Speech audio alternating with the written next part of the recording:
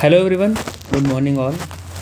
कैसे हैं आप लोग? उम्मीद है कि बढ़िया होंगे और अपनी पढ़ाई लिखाई को बेहतर तरीके से कंटिन्यू कर रहे होंगे। This is Ravi and welcome back to our channel.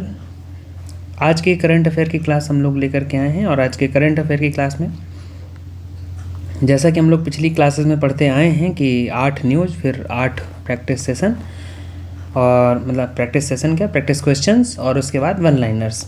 तो उसी क्रम में आगे बढ़ते हैं और स्टार्ट करते हैं आज के करंट अफेयर की चीज़ों को। तो आज के करंट अफेयर में जो पहली न्यूज़ है वो क्या है? वो है ऑपरेशन बशायर अल फतह। क्या है? ऑपरेशन बशायर अल फतह। इसको पढ़ेंगे डिटेल में।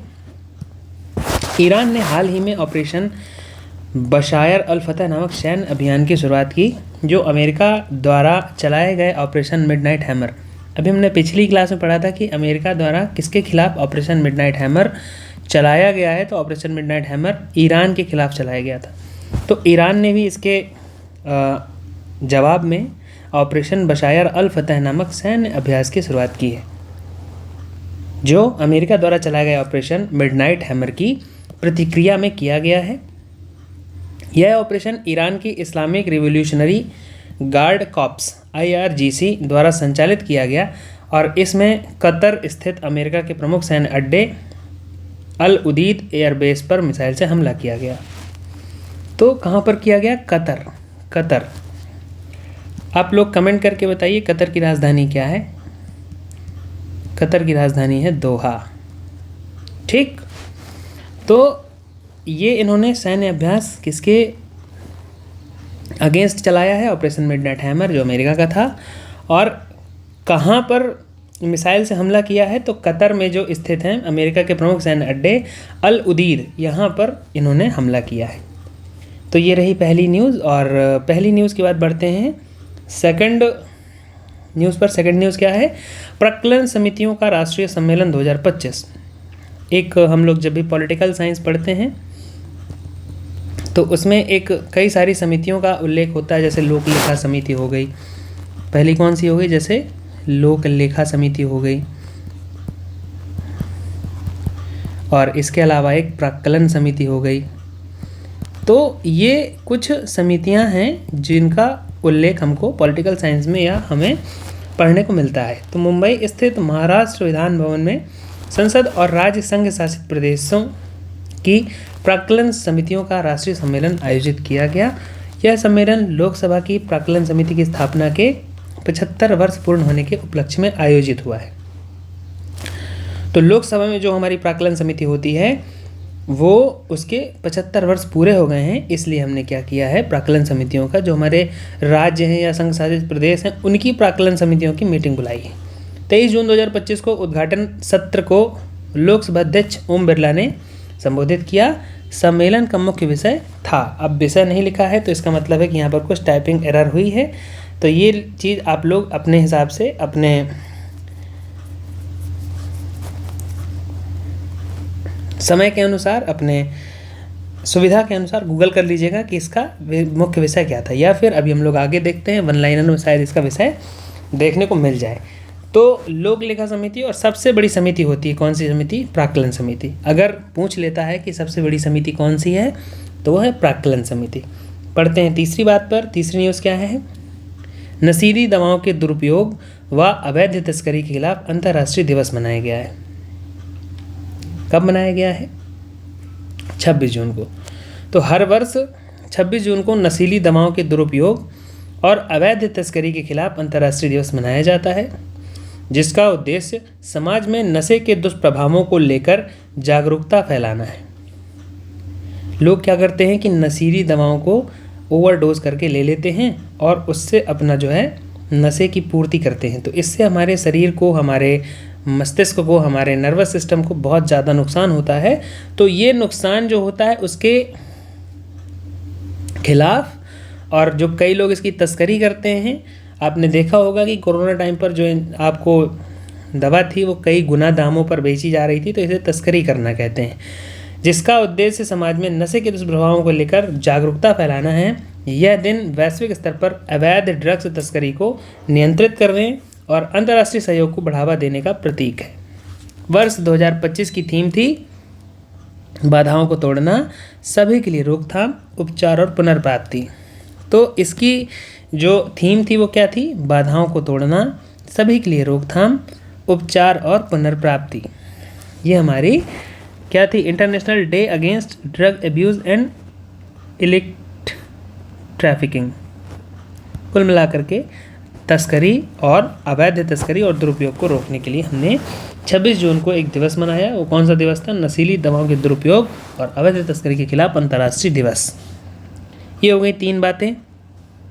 बढ़ते हैं चौथी बात पर। चौथी बात क्या है? प्रधानमंत्री संग्रहालय व पुस्तकालय सोसाइटी 23 जून 2025 को नई दिल्ली स्थित 3 मूर्ति भवन में प्रधानमंत्री नरेंद्र मोदी जी की अध्यक्षता में प्रधानमंत्री संग्रहालय व एक पुस्तकालय सोसाइटी की 47वीं वार्षिक आम बैठक आयोजित की गई। यह बैठक संग्रहालयों की भूमिका, सांस्कृतिक संरक्षण और ऐतिहासिक दस्तावेजों के डिजिटलीकरण पर केंद्रित थी। पहले Nehru memorial museum and library के नाम से जानी जाने वाली इस संस्था को 2022 में नया नाम दिया गया। पहले जो था इस संस्था का नाम, ये जो इस जगह थी, किस नाम से जानी जाती थी? Nehru memorial museum and library. अब क्या इसका नाम हो गया है? प्रधानमंत्री संग्रहालय व पुस्तकालय सोसाइटी। ठीक है, तो ये जरूर याद रखिएगा, इसका नाम 2022 में बदल दिया गया है। 5th नंबर की बात करते हैं। 5th नंबर क्या है? दक्षिण कोरिया ने 64 वर्षों में पहला असैन्य रक्षा मंत्री नियुक्त किया है।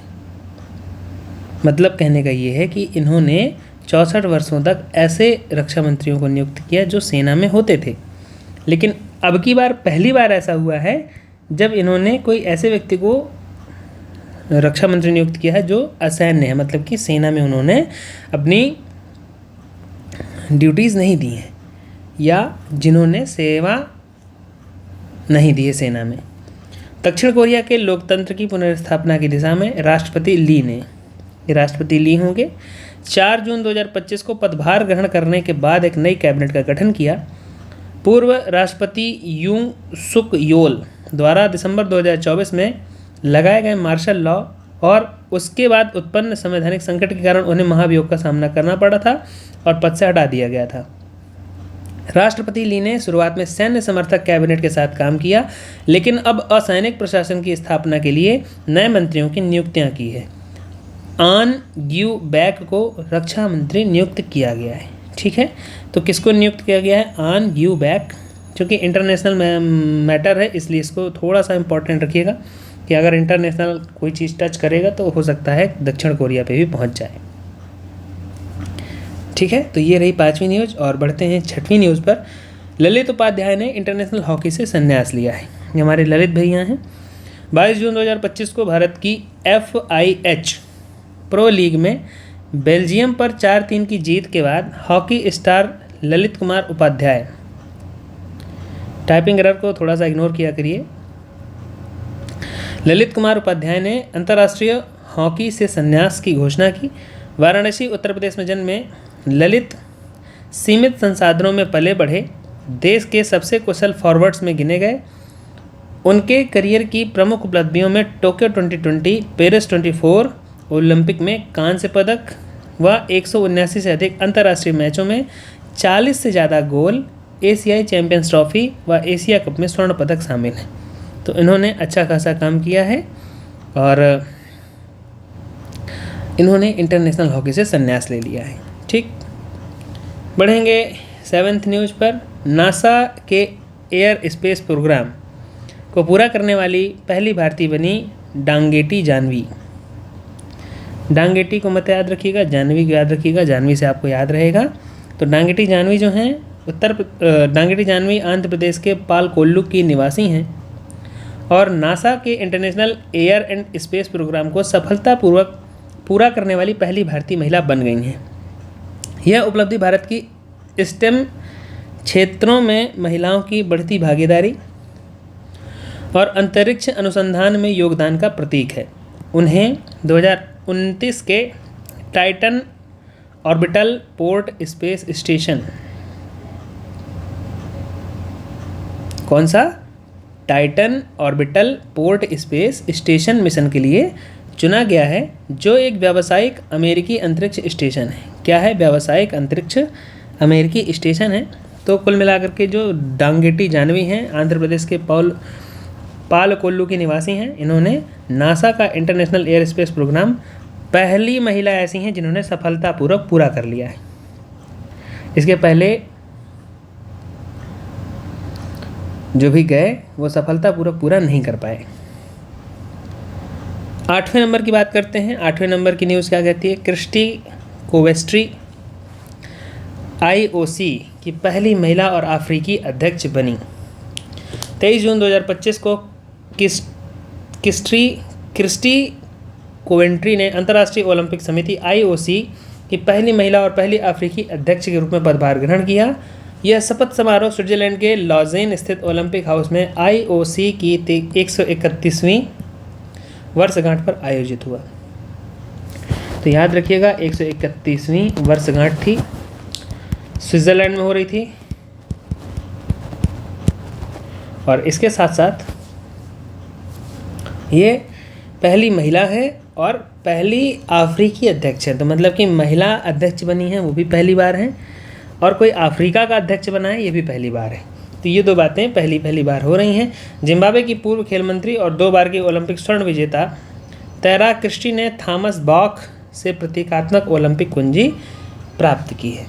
तो ये हो गई 8 न्यूज़ आज की। इसके बाद बढ़ते हैं प्रैक्टिस सेशन पे। तो पहला क्वेश्चन आता है, ऑपरेशन बशायर अल फतह किस देश ने शुरू किया है? ऑप्शन है इजराइल, अमेरिका, ईरान और रूस। तो ईरान ने शुरू किया है। किसके खिलाफ शुरू किया था? तो जो मिडनाइट हैमर अमेरिका ने स्टार्ट किया था उसके अगेंस्ट इन्होंने, उसके रिस्पॉन्स में या उसके जवाब में इन्होंने अपना ये काम शुरू किया है। तो पढ़ेंगे ईरान के ऑपरेशन बशायर अल फतह शुरू किया गया है, जो अमेरिका के ऑपरेशन मिडनाइट हैमर के जवाब में किया गया सैन्य अभियान है। इसमें ईरान की IRGC ने कतर स्थित अमेरिका के अल उदीब एयर बेस पर मिसाइल हमला किया। ईरान ने इसे अपनी संप्रभुता की रक्षा के लिए ज़रूरी बताया और अमेरिका पर अंतर्राष्ट्रीय कानूनों के उल्लंघन का आरोप भी लगाया है। तो ये बात हो गई ऑपरेशन बशायर अल फतह की। नेक्स्ट, प्राक्कलन समितियों का राष्ट्रीय सम्मेलन किस शहर में आयोजित हुआ है? तो नई दिल्ली, भोपाल, जयपुर और मुंबई। तो इसका आयोजन कहाँ हुआ है? मुंबई में। 23 जून 2025 को महाराष्ट्र विधान भवन मुंबई में संसद और राज्यों, संघ शासित प्रदेशों की प्राक्कलन समितियों का राष्ट्रीय सम्मेलन हुआ। यह लोकसभा की प्राक्कलन समिति की 75वीं वर्षगांठ पर आयोजित किया गया है। ये जरूर याद रखिएगा कौन सी वर्षगांठ थी? तो 75वीं वर्षगांठ है। और एक चीज़ एडिशनली याद रखना है कि प्राक्कलन समिति जो होती है वो सबसे बड़ी समिति होती है। ठीक है, जब हम लोग पॉलिटिकल साइंस की बात करेंगे तो वहाँ पर समझेंगे कि प्राक्कलन समिति में किस किस सभा के कितने सदस्य होते हैं, कितने हमारे विपक्ष के होते हैं, कितने हमारे सरकार के सदस्य होते हैं। तो ये सब बातें वहाँ पर डिटेल में पढ़ने को मिलेंगी। फिलहाल इतना समझ के चलिए कि प्राक्कलन समिति जो होती है वो सबसे बड़ी समिति होती है, जिसका उद्घाटन लोकसभा अध्यक्ष ओम बिरला जी ने किया। मुख्य विषय था, अब देखिए वहाँ पर विषय नहीं था, यहाँ पर विषय लिखा हुआ है, बजट अनुमानों की निगरानी में प्राक्कलन समिति की भूमिका। मतलब प्राक्कलन समिति बजट अनुमानों की निगरानी करती है। जैसे बजट आया, उसमें अनुमान दिया गया कितना खर्च होगा, तो उसको ये लोग मॉनिटर करते हैं कि कैसे आपने इतना खर्च कहाँ पर कर दिया है। तो कुल मिलाकर के इसका जो हमें विषय वहाँ पर मिसिंग था, विषय मिल गया है। विषय क्या है? बजट अनुमानों की निगरानी में प्राक्कलन समिति की भूमिका। नेक्स्ट, थर्ड पर पढ़ेंगे, नशीली दवाओं के दुरुपयोग और अवैध तस्करी के खिलाफ अंतर्राष्ट्रीय दिवस किस दिन मनाया गया? तो 26 जून को मनाया गया। ठीक, वर्ष 2025 की थीम क्या थी? बाधाओं को तोड़ना, सभी के लिए रोकथाम, उपचार और पुनर्प्राप्ति। इस दिवस की शुरुआत 1987 में संयुक्त राष्ट्र महासभा ने की थी। इसकी तिथि 1839 में चीन की अफीम विरोधी कार्यवाही की स्मृति में तय की गई। तो देखिए, कोई भी बात हो उसके पीछे कुछ न कुछ इतिहास होता है, कोई ना कोई कारण होता है किसी भी दिवस को मनाने का, और उस ही दिन क्यों मनाया जाता है उसके पीछे एक बहुत बड़ा ऐतिहासिक कारण होता है। तो ऐतिहासिक कारण को भी ध्यान रखेंगे। जब ध्यान रखेंगे तो हमारी चीज़ें क्या होंगी? याद रहेंगी।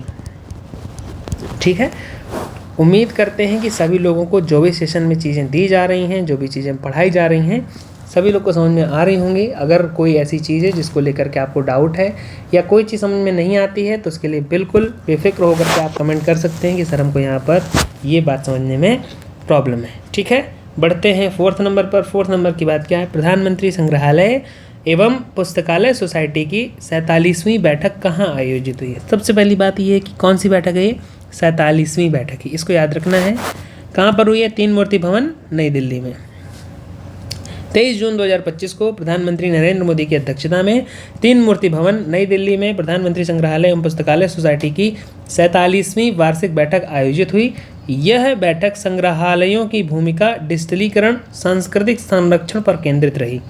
बैठक में भारत का संग्रहालय मानचित्र व राष्ट्रीय संग्रहालय डाटाबेस बनाने की घोषणा की गई है। तो कुल मिलाकर के जो भी चीज़ें हैं उनको ऑनलाइन प्रेजेंट करने की तैयारी हो रही है।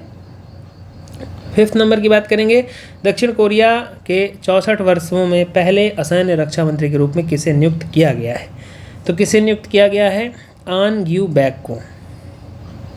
किसे नियुक्त किया गया है? ऑन ग्यू बैक को। पढ़ते हैं इसका डिटेल। 4 जून 2025 को दक्षिण कोरिया के राष्ट्रपति ली ने पदभार ग्रहण करने के बाद नई असैनिक कैबिनेट का गठन किया। यह कदम पूर्व राष्ट्रपति यूंग सुक योल द्वारा लगाए गए मार्शल लॉ और संवैधानिक संकट के बाद उठाया गया, जिसके कारण उन्हें महाभियोग झेलना पड़ा। ऑन ग्यू बैक को 1961 के बाद पहले गैर सैन्य रक्षा मंत्री के रूप में नियुक्त किया गया। इसका मतलब ये है कि 1961 में इनको पहली बार नियुक्त किया गया होगा। तो ये हो गई 5 क्वेश्चंस। पढ़ते हैं 6 नंबर पर। ललित कुमार उपाध्याय ने किस देश के खिलाफ मैच के बाद अंतर्राष्ट्रीय हॉकी से संन्यास ले लिया? तो किस देश के खिलाफ मैच खेल रहे थे जिसके बाद इन्होंने संन्यास की घोषणा की है? तो वो है बेल्जियम। 22 जून 2025 को बेल्जियम पर 4-3 की जीत के बाद भारत के हॉकी स्टार ललित कुमार उपाध्याय ने अंतर्राष्ट्रीय हॉकी से संन्यास की घोषणा की। वाराणसी में जन्मे ललित ने 179 प्लस मैचों में 40 प्लस गोल किए। टोक्यो 2020 व पेरिस 2024 ओलंपिक में कांस्य पदक जीता तथा वे एशिया कप, एशियाई चैंपियंस ट्रॉफी में स्वर्ण पदक विजेता भी रहे हैं। तो इन्होंने क्या किया है? बेल्जियम के खिलाफ मैच खेलने के बाद अंतर्राष्ट्रीय हॉकी खेलने से संन्यास लेने की घोषणा कर दी है। तो इस तरह से हम लोगों ने अभी तक 6 क्वेश्चंस की प्रैक्टिस कर ली है। बढ़ते हैं 7th नंबर पर। नासा के international air and space programme को सफलतापूर्वक पूरा करने वाली पहली भारतीय महिला कौन बनी? तो हमने बताया था कि अगर आगे का नाम भूल जाए तो पीछे का नाम याद रखना है। क्या नाम है इनका? इनका नाम है जानवी। तो डांगेटी जानवी आंध्र प्रदेश की पालकोल्लू की निवासी हैं। नासा के international air and space programme को पूरा करने वाली पहली भारतीय महिला बनी है। उन्हें 2029 के Titan orbital port station mission के लिए चुना गया है। उन्होंने लवली प्रोफेशनल यूनिवर्सिटी से ECE की पढ़ाई की और स्टेम शिक्षा को बढ़ावा देती हैं। चलिए, तो ये हुई 7 बातें। बढ़ते हैं लास्ट और 8वीं बात पर। हाल ही में किसे अंतर्राष्ट्रीय ओलंपिक समिति इंटरनेशनल ओलंपिक काउंसिल का पहला महिला और अफ्रीकी अध्यक्ष जो नियुक्त किया गया है? तो नीता अंबानी हो नहीं सकती। थॉमस बाख से इन्होंने एक प्रतीकात्मक चाबी ली है। जैक्स रोग हो नहीं सकते। क्रिस्टी कोवेट्री हैं। कौन है ये?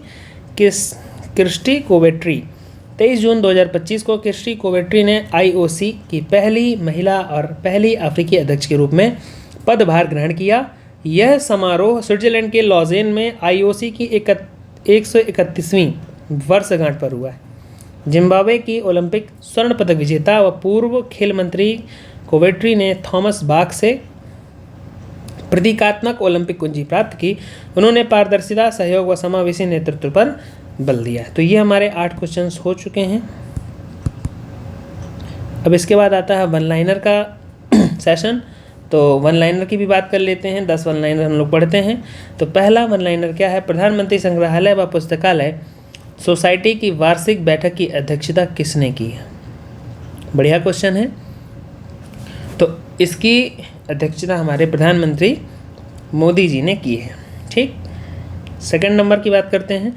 ड्रग्स और अपराध पर संयुक्त राष्ट्र कार्यालय UNODC का मुख्यालय कहाँ स्थित है?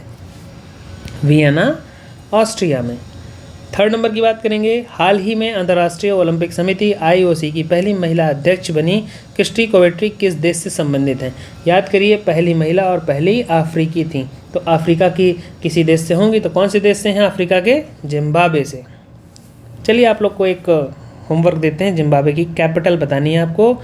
जिम्बाब्वे की राजधानी क्या है? राजधानी जरूर ऐसे ही याद करते चलिए, धीरे धीरे सारी चीज़ें आपको याद हो जाएंगी। अगली वन लाइनर पर बढ़ते हैं। प्रधानमंत्री संग्रहालय व पुस्तकालय PMML का पूर्व नाम क्या था? तो Nehru memorial museum and library था। क्या था? Nehru memorial museum and library था। अब इसका नाम क्या हो गया है? प्रधानमंत्री संग्रहालय व पुस्तकालय। फिफ्थ नंबर की बात करते हैं। डोंगटी जानवी को किस मिशन के लिए चुना गया है जो 2029 में लॉन्च होगा? ये हमने पढ़ा है, इसको थोड़ा सा एक बार और रिवाइज कर लेते हैं। तो मिशन कौन सा है? Titan orbital port space station, NASA का व्यावसायिक स्टेशन है, वहाँ पर इनको भेजा जाएगा, उसके लिए इनको चुना गया है। इन्होंने लवली प्रोफेशनल यूनिवर्सिटी से पढ़ाई की है ECE की, और क्या है, इनको ये जो है पहली भारतीय महिला हैं जो नासा के स्पेस स्टेशन वाला जो मिशन है उसको पूरा करने वाली पहली भारतीय महिला बन गई हैं। 6 नंबर की बात करेंगे। वर्ष 2025 में नशीली दवाओं के दुरुपयोग और अवैध तस्करी के खिलाफ अंतर्राष्ट्रीय दिवस की थीम क्या है? पहली बात तो ये कि दिवस मनाया कब गया है? तो दिवस अभी हम लोगों ने 26 जून को मनाया है ना। इसकी थीम क्या थी? बाधाओं को तोड़ना, सभी के लिए रोकथाम, उपचार और पुनर्प्राप्ति। 7 नंबर की बात करेंगे। हाल ही में आयोजित प्राक्कलन समितियों के राष्ट्रीय सम्मेलन 75वीं वर्षगांठ पर मनाया गया है, ये ध्यान रखने वाली बात है। का उद्घाटन किसने किया है? तो ये लोकसभा अध्यक्ष ओम बिरला जी ने किया है। ठीक, लास्ट के 3 क्वेश्चन और बचे हैं। हाल ही में ईरान द्वारा शुरू किया गया ऑपरेशन बशायर अल फतह किस देश के ऑपरेशन के जवाब में था? तो अमेरिका के, और किसके? Midnight hammer. इसने कौन सा किया था? इसने किया था मिडनाइट हैमर। तो मिडनाइट हैमर के जवाब में इन्होंने ऑपरेशन बशायर अल फतह को शुरू किया है। 9th number. ललित कुमार उपाध्याय ने किस प्रतियोगिता के दौरान संन्यास लिया? FIH प्रो लीग, और ये बेल्जियम के खिलाफ खेल रहे थे। बेल्जियम के खिलाफ खेल रहे थे और इन्होंने बेल्जियम के खिलाफ खेलने के बाद क्या कहा कि अब हम आज से क्या करेंगे?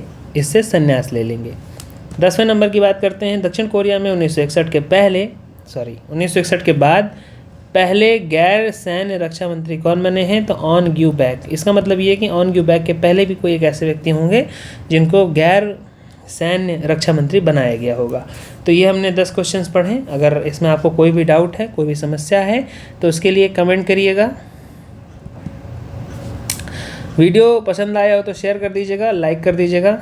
और अगर आप किसी भी, जैसे कि पेट का एग्ज़ाम हो गया, SSC का एग्ज़ाम हो गया, RRB NTPC हो गया, इसके लिए करंट अफेयर की प्रिपरेशन कर रहे हैं, तो आपके लिए जो हम करंट पढ़ाते हैं, देखिए वो बहुत ही सफिशिएंट है। आप अगर 8 करंट अफेयर रोज़ पढ़ते जाएंगे तो 1 महीने में आपने कितने करंट अफेयर की बातें पढ़ ली? 8 तिहाई 24, 240। और ऐसा नहीं है कि 8 न्यूज़ के अंदर हम कम से कम आपको ऐसी 2-3 बातें एडिशनली बता देते हों जो कहीं ना कहीं आपको हेल्प करती हैं। तो 240 न्यूज़ आपने 1 महीने में तैयार की, थोड़ा सा 2 और मान लेते हैं, तो अप्रॉक्स 300 न्यूज़ आपकी 1 महीने में तैयार हो रही हैं। अगर आपने 1 महीने में 300 न्यूज़ पढ़ ली तो करंट अफेयर के 10 से 12 क्वेश्चन आते हैं, मैक्स टू मैक्स 20 आते हैं।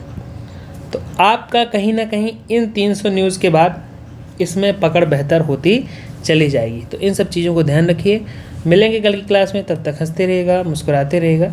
वीडियो पसंद आया हो तो लाइक कर दीजिएगा, चैनल में नए हो तो सब्सक्राइब कर लीजिएगा। मिलेंगे कल की क्लास में, तब तक के लिए वंदे मातरम, जय हिंद, राधे राधे।